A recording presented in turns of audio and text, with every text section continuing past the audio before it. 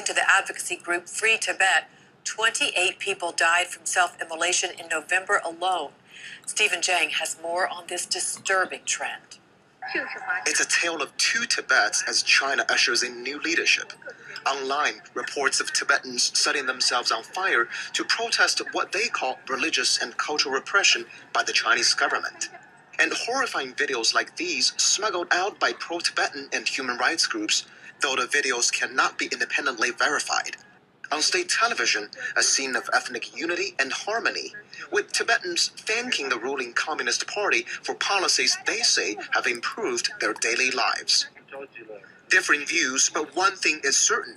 Human rights groups say, despite tightened security in Tibetan areas within China, the disturbing trend of self-immolations shows no sign of abating. They estimate that since last year, more than 90 people have set themselves ablaze. That includes more than 24 since the beginning of November, just before the Communist Party opened its National Congress in Beijing for a power transition.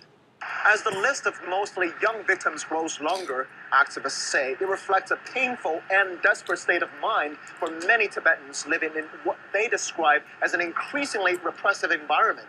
And they warn if the Chinese government continues to tighten its grip on the Tibetan people in the name of stability, it's only going to create more resentment and backlash.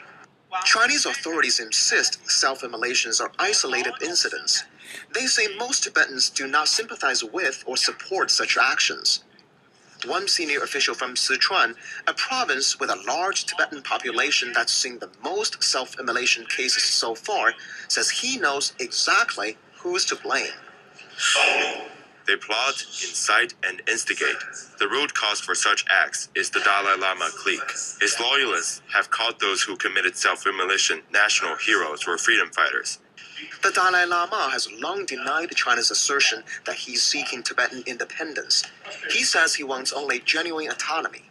He's also repeatedly called on Chinese authorities to investigate and address the causes for the recent spate of self-immolations.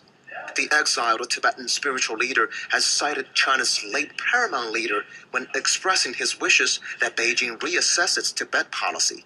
The leaders should follow Deng Xiaoping's sort of advice, seeking truth from fact. That's very, very important. With the rise in Tibetan self-immolations, a long-running dispute is now back in the spotlight for China's new communist leaders. Stephen Jiang, CNN, Beijing.